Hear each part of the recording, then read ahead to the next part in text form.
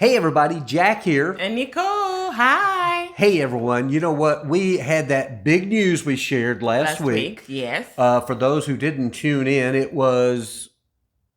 Do you want to say, or do you want to tell them to go watch last week's show to find out what the big thing was? Well, I think we almost have to tell them because we're going to explain what we're talking about today. It won't make sense, will it? No, it will not. Okay, so you can tell them what happened. We got married. We did. We did. We really did. And we're now celebrating 2 weeks and 1 day, and we're still married. We're still married. How about that? It's amazing. We've only threatened to kill each other 3 or 4 times so far, but all's good. But no. Wait, how many outbursts have we had? Oh, multiple. No. We had one yelling match. Mm-hmm. Remember the yelling match?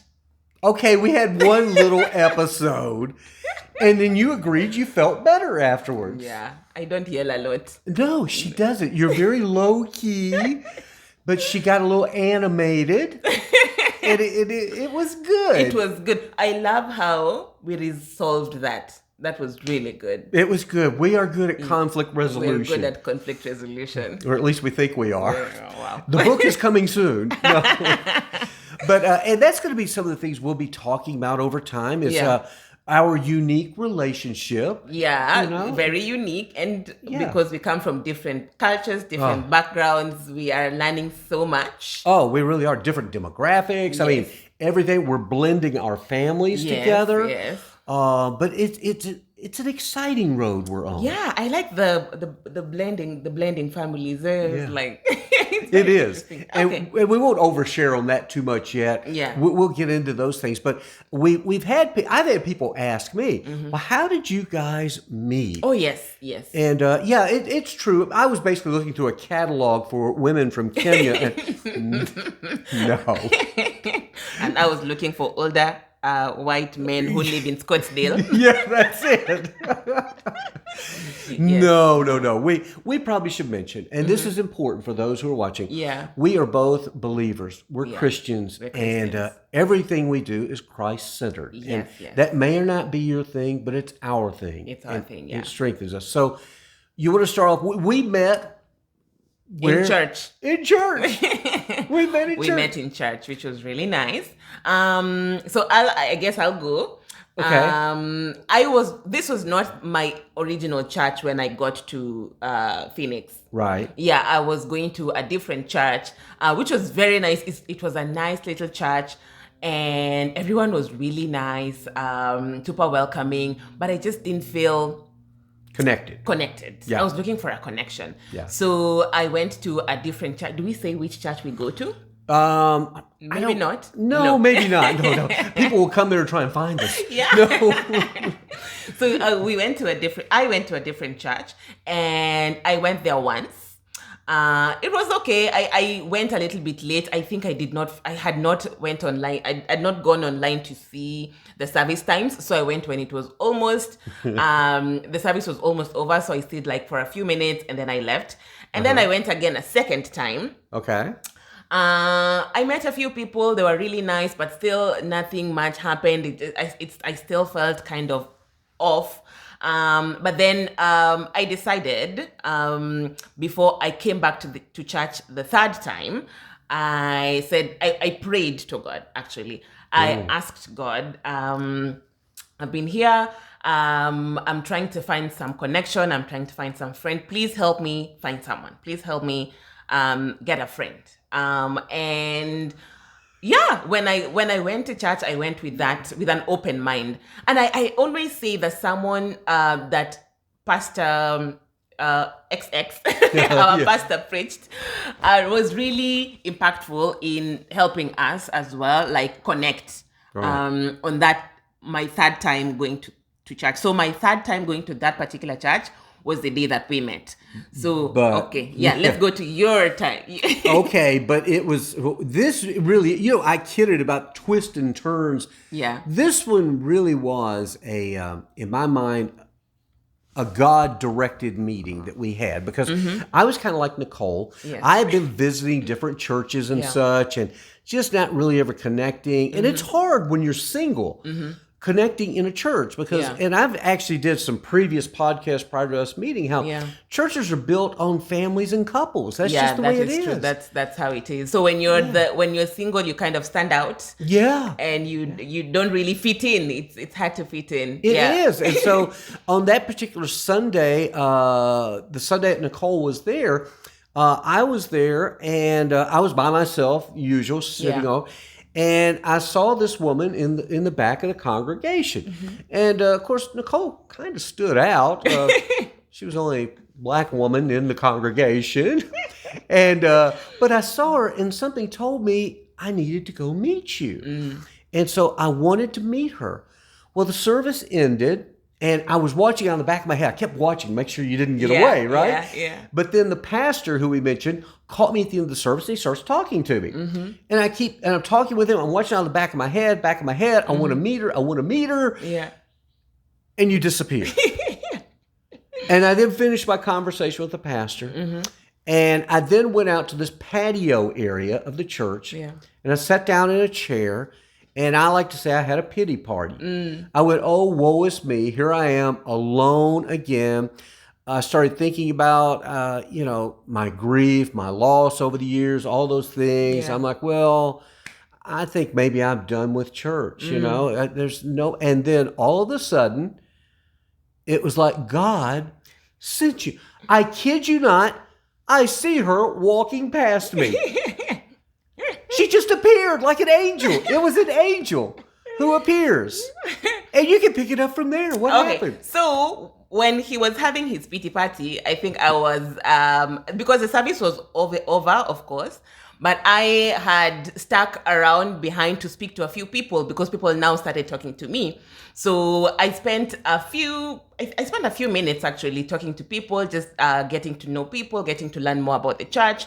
And then I started walking out towards the gate, and it was summer. It was really hot, and I needed to get summer by Phoenix standard. It was April, but whatever. Well, it felt like summer. Yeah, it felt like summer. So I needed to get a cab. So I think I was walking towards the shed so that I could order a cab, but I had not ordered a cab initially.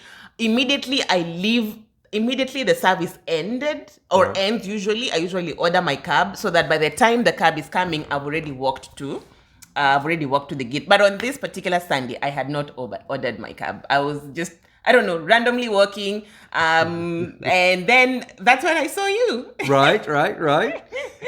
And then what did you say? Well, then I saw her and I went, hey, I said, I wanted to meet you in the service.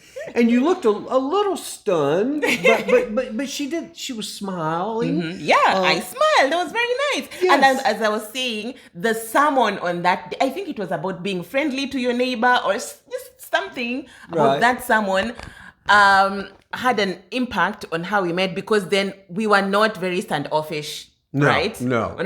We're very welcoming and we were able to talk. You started talking to me. I stood at a distance because I was walking toward the gate and you were sitting down. She kept a 10-foot distance from me the whole time.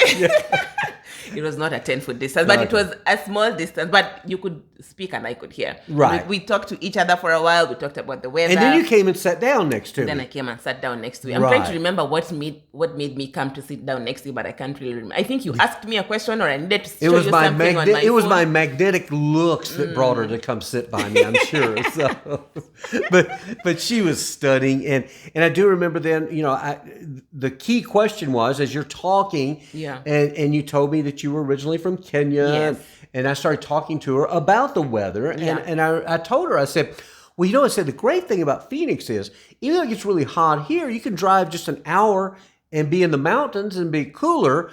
And then you said, well, that would be nice if I had a car. So I found out, well, she doesn't have a car. And then I said, well, how in the world did you get to church today? And she says, I took a cab. Yeah, a cab, an Uber, whatever. Yes. And I don't know, then it's like God spoke to me. I said, well, you're not taking an Uber to church anymore because you found somebody to take you back and forth, right? Yes, that is true. And again, I keep on saying, I really need to find that sermon. I'm going to find that sermon because it played a very big role in making us more friendly towards one another, and you being able to offer me a ride and me accepting the ride. Oh, yeah. I mean, I told her later in hindsight, I've looked at that and said, you realize you then accepted a ride with someone you've never met in your entire life. Yeah. And I said, you don't do that, but you said... Well, it's God. And we met in church, Yeah. so you're kind of like, well... It's God-centered, so... Well, it was. And then what I did was, I asked her, where would you like to go? And you said... I just wanted to go to a mall. A mall. She wanted to go to a mall. So I took her to Fashion Square Mall, which is a high-end mall. I mean, it's got all those... Was it Prada, Gucci? Oh yeah, all the designer clothes, handbags, cars, whatever. It's at Fashion Square Mall. And so I basically took her and dumped her. No, you didn't dump me. We just met, and I had my mall visits and whatever, and you had plans for that day, I'm sure. I'm sure I made up plans, but yeah. So I dropped you off at the mall. Yeah. And then from that day forward, I would pick you up. Yeah. And then we'd go to church together every Sunday. And then in the afternoon, I like to call it our American adventures. Yes, you'd show me places. Yeah. We went to so many places. Oh, don't tell too many. We probably got some stories to tell. Oh, yeah. I started seeing places. And we always went to lunch together and picked out. And I would get in the early days of our relationship, I'd say, well, look, I'm not your boyfriend, so this is... we had... Everyone paid their own bill, but let's talk about that later.